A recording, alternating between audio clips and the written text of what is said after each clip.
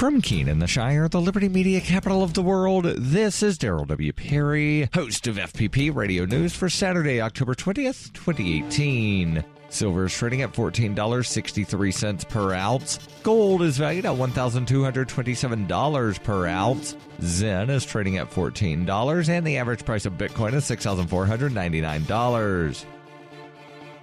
Antiwar.com reports U.S. airstrikes against the town of Sousse, one of the last territories held by the Islamic State in Syria's Deir ez-Zor province, killed at least 32 civilians, many of them women and children, according to the Syrian Observatory for Human Rights. This is one of two towns still under control of the Islamic State in eastern Syria, which have been targeted by an offensive by U.S. and Kurdish forces. These are among the first major airstrikes hitting the town itself in the past 24 hours. U.S. officials have yet to comment on the matter, but it's not hard to see how it could have happened, as they have struggled to show progress on the ground and are looking to provide more support for Kurdish forces trying to advance. The problem is intelligence on the ground in Syria is never very good, and that means the U.S. really only knows it's hitting a town that's under control of the Islamic State, not that it's hitting combatants or civilians. Unfortunately, this never seems to deter U.S. airstrikes.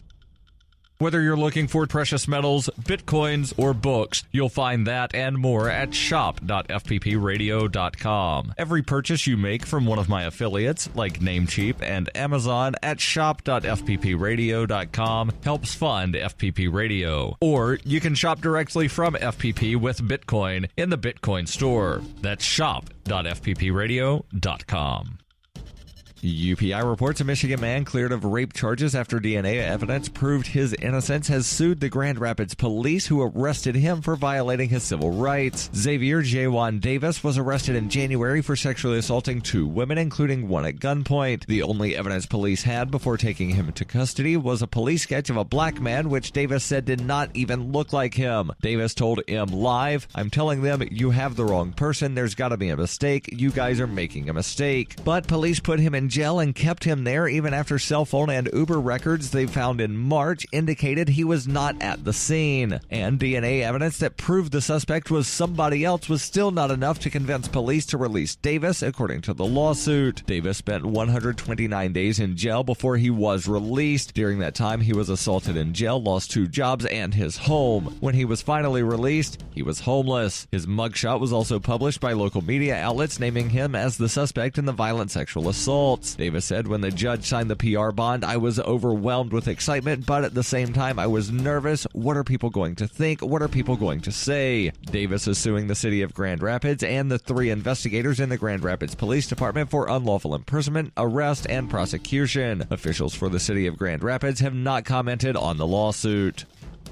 Zencash has changed their name to Horizon to better represent their transition from a cryptocurrency to a pioneering platform that protects consumer data. They're working towards the day when anyone will be able to build privacy-based applications on the Horizon platform. The unique spelling of Horizon is a nod to their heritage and recognizes that they remain committed to the vision that their project was built upon. Their coin and ticker symbol remain ZEN. Learn more at horizon.global and join the Horizon community. HORIZEN.global. Reuters reports President Donald Trump reiterated his support for a Montana congressman who body-slammed a reporter last year, even as he came under criticism on Friday from U.S. lawmakers and press organizations. Trump's praise for Greg Gianforte, a Republican member of the U.S. House of Representatives who pled guilty to assault charges for the incident involving a reporter, coincides with an international outcry over the disappearance of journalist Jamal Khashoggi. Trump told a political rally in Missoula, Montana on Thursday night, referring to Gianforte, "Any guy that can do a body slam, he's my guy." On Friday, asked whether he regretted praising Gianforte amid the Khashoggi controversy, Trump said he did not. Trump drew rebukes from several lawmakers, including U.S. Senators Jeff Flake and Patrick Leahy, as well as Gianforte's Democratic opponent Kathleen Williams, and from the spokeswoman for the United Kingdom's Prime Minister. Theresa May's spokeswoman told reporters on Friday, "He obviously made comments at a political rally, and those are for him, but more generally, we would always say that any violence or intimidation against a journalist is completely unacceptable." You can support FPP Radio by joining the Fans program. To learn more or to join the Fans program, visit fans.fppradio.com.